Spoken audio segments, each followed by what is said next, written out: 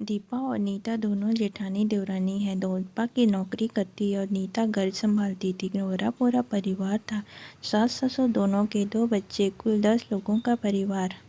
कई सालों बाद दोनों की बुआ सास कुछ दिन अपने भाई के पास रहने आई। सुबह उठते ही बुआ जी ने देखा दीपा जल्दी जल्दी अपने काम निपटा रही थी। नीता ने सबका नाश्ता टिफिन बनाया, जिसे दीपा ने सबको परोसा। टिफिन पैक किया और चली गई ऑफिस। नीता ने दोपहर का खाना बनाया, बैठ गई थोड़े सास और बुआ सास के पास।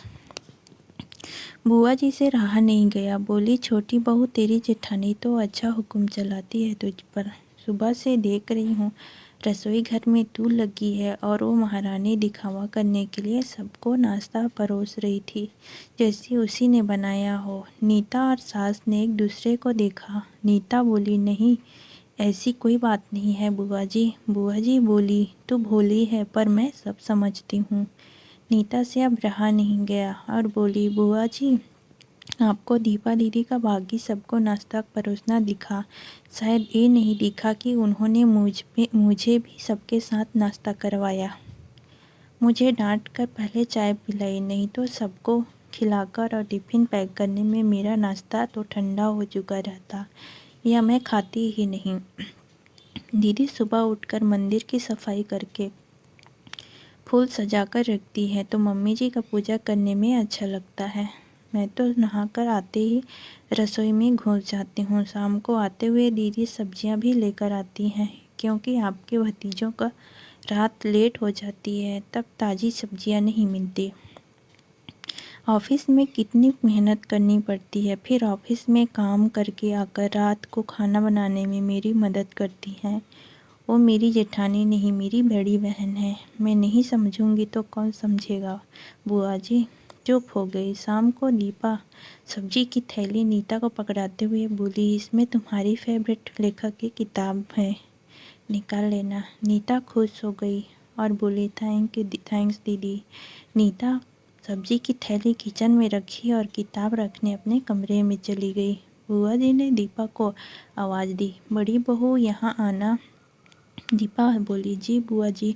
बुआ जी बोली तुम इतनी मेहनत करके कमाती हो और ऐसे फालतू किताबों में पैसे व्यर्थ करती हो, वो भी अपनी देवरानी के लिए।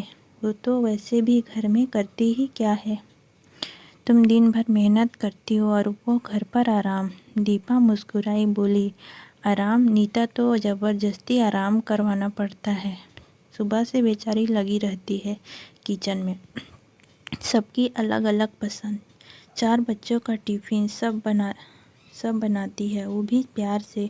सुबह की चाय पीने का भी सुध नहीं रहता उसे। दोपहर को जब बच्चे आते हैं फिर उसका खाना, उसकी पढ़ाई सब वही देखती है। वो है इसलिए मुझे ऑफिस में बच्चों की चिंता नहीं रहती है। मैं अपना पूरा ध्यान ऑफिस में लगा पाती हूँ। कुछ दिन पहले ही प्रमोशन मिला है। मम्मी पापा की दवाई कब ख़त्म हुई, कब लानी है, उसे पता होता है। रिश्तेदारों के यहाँ कब फंक्शन है, क्या देना है, सब ध्यान रहता है उसे। घर संभालना कोई छोटी बात नहीं है। मेहमानों की आवभगत बिना किसी शिकायत के करती है। उसे बस पढ़ने का शौक़ है। फिर मैं अपनी छोटी बहन की छोटी सी इच्छा पूरी नहीं करूँगी तो कौन करेगा। बुआ जी की फिर बोलती बंद हो गई। दीपा वहाँ से उठकर चली गई। ये सारी बात सास पूजा करते हुए सुन रही थी। बुआ जी के पास आकर बोली जीजी ये दोनों देवरानी जेठानी सगी बहन जैसी हैं और एक दूसरे का अधूरापन पूरा करती हैं। मेरे घर की अद्भुत नींव है यह दोनों, जिसे हिलाना नामुमकिन है। ऐसी बातें तो कई लोगों ने दोनों को पढ़ाना चाहिए, पर मजाल है दोनों ने सामने वाले को बोलती बंद न की हो। और सास मुस्कुरा दी। बुआ जी की बोलती अब पूरी तरह बंद हो चुकी है। दोस्तों अगर आपको कहानी अच्छा लगे तो चैनल को सब्सक्राइब करें और लाइक करें। धन्यवाद। और आगे के वीडियो के लिए नोटिफिकेशन को ज़रूर दबाएं।